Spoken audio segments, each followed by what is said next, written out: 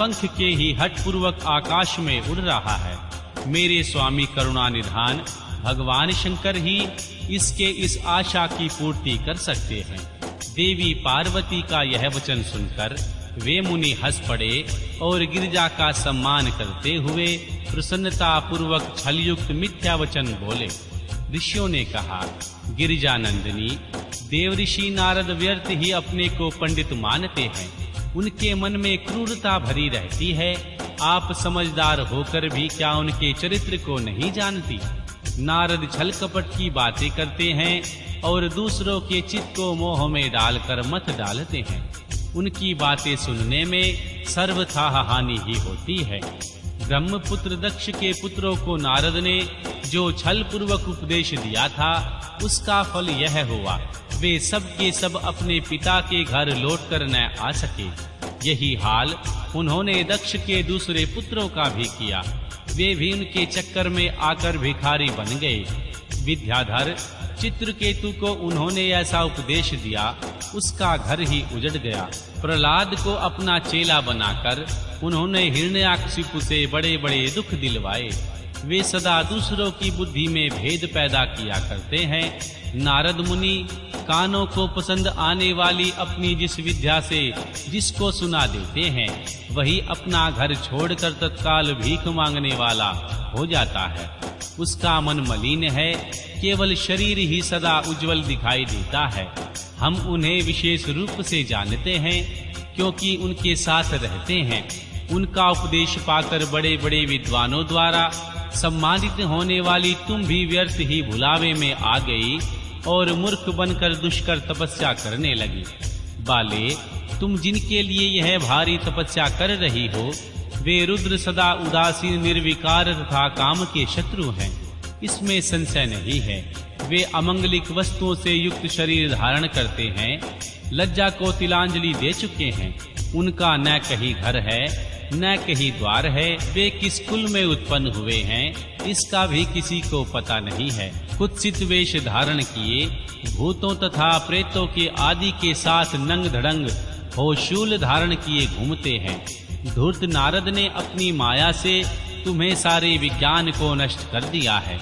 युक्ति से तुम्हें मोह लिया है और तुमसे तप करवाया है। देवेश्वरी, गिरिजा नंदिनी, तुम ही विचार करो कि ऐसे वर को पाकर तुम्हें क्या सुख मिलेगा। पहले रुद्र ने बुद्धि से खूब सोच विचार कर साध्वी सती से विवाह किया, परंतु वे ऐसे मूढ़ हैं कि कुछ दिन भी उनका विवाह निभा न सके। उस बेचारी को वैसे ही दोष देकर उन्होंने त्याग दिया और स्वयं स्वतंत्र हो निष्कल और शोक रहित स्वरूप का ध्यान करते हुए उसी में सुखपूर्वक रम गए। देवी, जो सदा अकेले रहने वाले शांत संग्रहित और अद्वितीय हैं, उनके साथ किसी स्त्री का निर्वाह कैसे होगा?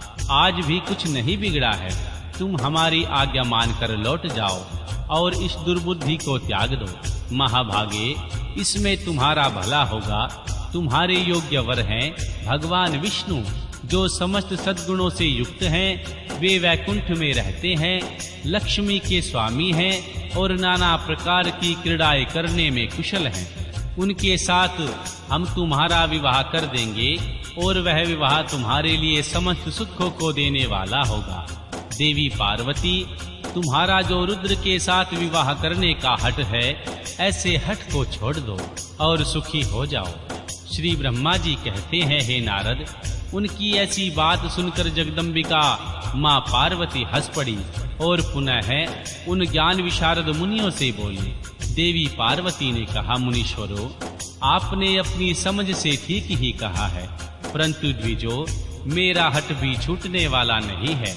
मेरा शरीर पर्वत से उत्पन्न होने के कारण मुझ में स्वाभाविक कठोरता विद्यमान है। अपनी बुद्धि से ऐसा विचार कर आप लोग मुझे तपस्या से रोकने का कष्ट न करें। देव ऋषि का उपदेश वाक्य मेरे लिए परम हितकर है, इसलिए मैं उसे कभी नहीं छोड़ूंगी।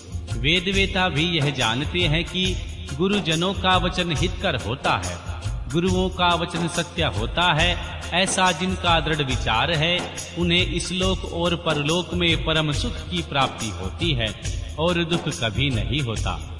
गुरुओं का वचन सत्य होता है, यह विचार जिनके हृदय में नहीं है, उन्हें इस लोक और परलोक में भी दुख ही प्राप्त होता है, सुख कभी नहीं मिलता। अतः द्विजो, गुरुओं के वचन का कभी किसी तरह भी त्याग नहीं करना चाहिए। मेरा घर बसे या उजड़ जाए, मुझे तो यह हट ही सदा सुख देने वाली लगती है। मुनीश्वरों, आपने जो बात कही है, मैं उनका आपके कहे हुए तात्पर्य से भिन्न अर्थ समझती हूँ और उनका यहाँ संक्षेप से विवेचन प्रस्तुत करती हूँ। आपने यह ठीक ही कहा कि भगवान विष्णु सद्गुणों के धाम तथा लीला विहारी हैं। साथ ही आपने सदाशिव को निर्गुण कहा। इसमें जो कारण है वह बताया जाता है। भगवान शिव साक्षात पार ब्रह्म हैं, अतएव निर्विकार हैं। वे केवल भक्तों के लिए शरीर धारण करते हैं, फिर भी लौकिक की प्रभुता को दिखाना नहीं चाहते।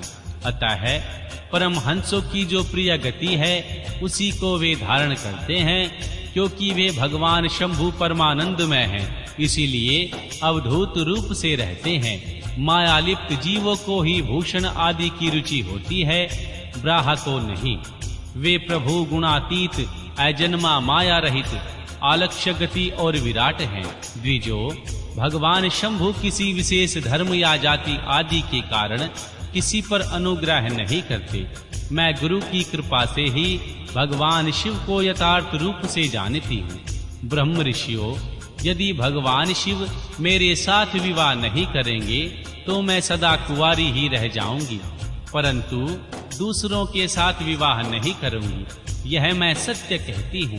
यदि सूर्य पश्चिम दिशा में उगने लगे, मेरु पर्वत अपने स्थान से विचलित हो जाए, अग्नि शीतलता को अपना ले तथा कमल पर्वत शिखर की शिला के ऊपर खिलने लगे, तो भी मेरा हट यह नहीं छूट सकता।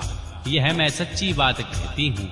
श्री ब्रह्मा जी कहते हैं, हे नारद, ऐसा कहकर उन मुनियों को प्रणाम करके गिरिराज कुमारी पार्वती निर्विकार चित्त से भगवान शिव का स्मरण करती हुई चुप हो गई। इस प्रकार गिरिजा के उत्तम निश्चय को जानकर सप्तऋषि भी उनकी जय जयकार करने लगे और उन्होंने पार्वती को उत्तम आशीर्वाद दिया। मुने, गिरिजा देवी की परीक्षा करने वाले वे सातों ऋषि उनको प्रणाम करके प्रसन्नचित हो शीघ्र ही भगवान शिव के स्थान को चले गए। वहां पहुंचकर भगवान शिव को मस्तक नवा उन्होंने सारा वृतांत निवेदन करके उनकी आज्ञा ले पुनः सादर स्वर्गलोक को चले गए। अध्याय 24। भगवान शंकर का जटिल तपस्वी ब्राह्मण के रूप में मां पार्वती के आश्रम पर जाना, उनसे सत्कृत हो उनकी तपस्या का कारण पूछना तथा मां पार्वती का अपनी सखी विद्या से सब कुछ कहलाना। श्री ब्रह्मा जी कहते हैं, हे नारद, उन सप्तऋषियों के अपने लोक में चले जाने पर सुंदर लीला करने वाले साक्षात भगवान शंकर ने देवी के तप की परीक्षा लेने का विचार किया। वे मन ही मन मां पार्वती से बहुत संतुष्ट थे। परीक्षा के ही बहाने पार्वती जी को देखने के लिए जटाधारी तपस्वी का रूप धारण करके भगवान शंभु उनके वन में गए। उनके तेज से प्रकाशमान अत्यंत बूढ़े ब्राह्मण का रूप धारण करके प्रसन्नचित हो वे दंड और छत्र लिए वहां से प्रस्थित हुए। आश्रम में पहुंचकर उन्होंने देखा देवी शिवा सखियों से घिरी हुई वेदी पर बैठी है और चंद्रमा की विशुद्ध कला सी प्रतीत होती है। ब्रह्मचारी का रूप धारण किए भक्तवत्सल शंभु देवी पार्वती को देखकर प्रीति पूर्वक उनके पास गए। उन अद्भुत तेजस्वी ब्राह्मण देवता को आया देखकर उस समय देवी शिवा ने समस्त पूजन सामग्रियों द्वारा उनकी पूजा की। जब उनका भली भांति सत्कार हो गया, सामग्रियों द्वारा उनकी पूजा संपन्न कर ली गई, तब देवी पार्वती ने बड़ी प्रसन्नता और प्रेम के साथ उन ब्राह्मण देव से आदर पूर्वक कुशल समाचार पूछा। मां पार्वती बोली, ब्रह्मचारी का स्वरूप धारण करके आए हुए आप कौन हैं और कहां से पधारे हैं? वेद वेताओं में श्रेष्ठ विप्रवर आप अपने तेज से इस वन को प्रकाशित कर रहे हैं। मैंने जो कुछ पूछा है उसे बतलाइए। भगवान शंकर ने